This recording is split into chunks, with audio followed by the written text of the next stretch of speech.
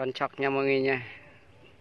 Mình tía cà phê thì nó vẫn chạy theo, thích ăn cà phê này nè, ăn này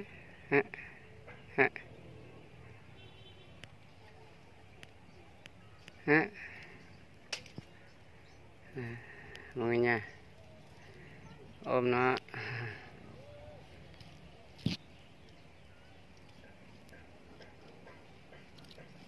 Nó thích chơi với mình lắm mọi người ơi.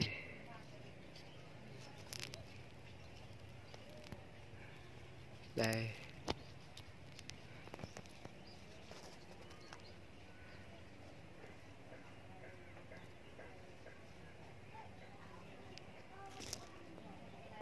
Sọc một nuôi nha mọi người nha. Nó thích ăn cà phê.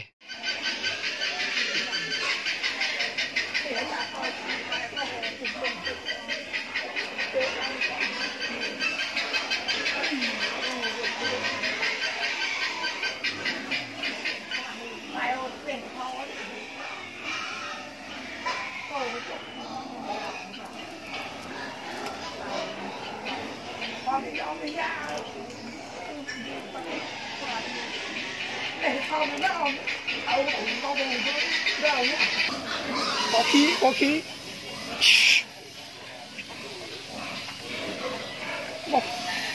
Rồi em vào đi. Rồi mình cái huyện mình đấy. Nó bếp ngạn là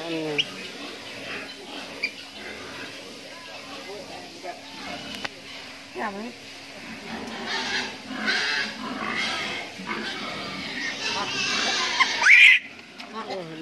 Như rất dần đi.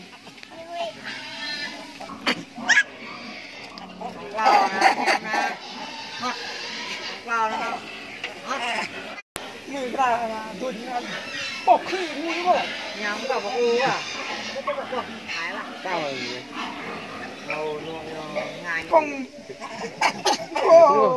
Hay. Rồi qua nhặt tàn tóc cọ tao này. Như ra các nó chọc tàn rất ta đắp bầm phà.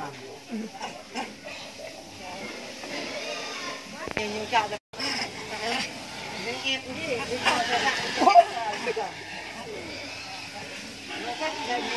mà kệ là chơi đấy mà đi chơi được kệ cái bộ phận ở nhiều hùn gì sao đó người nào nữa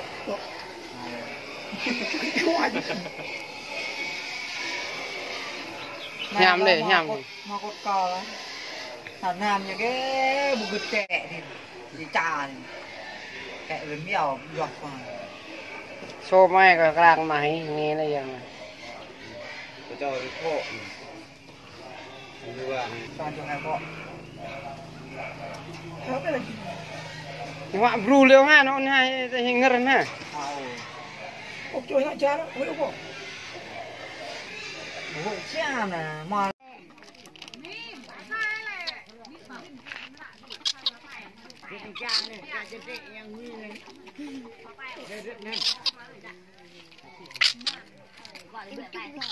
đi có thao ra thao xong thì lẹ nhảy Praktik pilih lah. Praktik pilih. Menglak kan gue. Tahu kan kan. Baju ain. Mana? Ya pia uji ini boleh kita. Nah, nah. Maka dia boleh. Kalau nyata kau lagi ambak. Dia pergi mabuk. Ambil dia, becek ah. dạ dạ ta chơi ba dạ gaya ta ngon bạc kia bên này dạ bạc dạ mình nhét đây là người đi nuôi mình ai tè dạ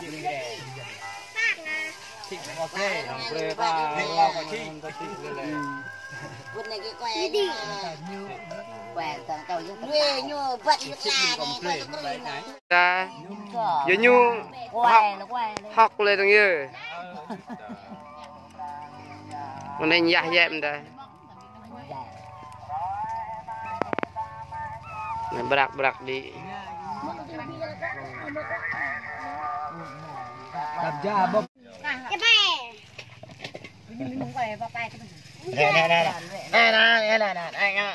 này nhưng ta nhưng anh yêu em yêu nè cho vui chôn nuôi mọi người ơi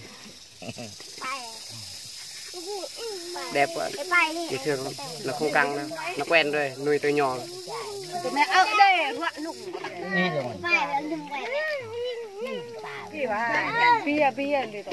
ช่วยอะไรอีร่วงเลยช่วยอะไร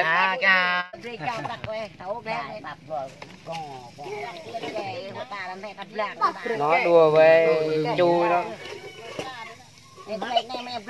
che em hiền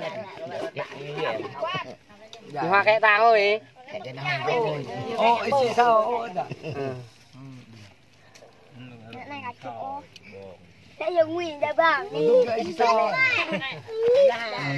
giật trong đèn này giật trong đèn bìm hai bên này đứng lại rồi già mồ thành lộc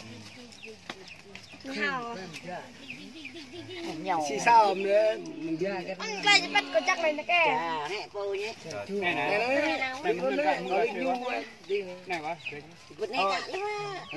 là cái nhung cái bò tôi nhé là cái như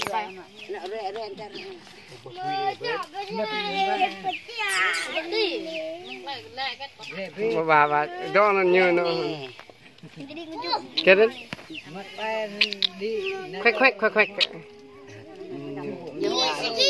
อย่างเงื่อนông mỹ quay là bị giặc cái bọc này à đỏ nghe cái này mình cái này em là tung quá đã và chơi cái to nó coi nó chơi tung bao nhiêu ông mỹ nó em làm nó nản cái là tung rồi bây giờ năng lượng cái cả là ông là như tàu à cho nó mà nó mất bao nhiêu chục à reng ta thu tục gì chứ chắc thôi như còn như chơi xe nữa nó cay quá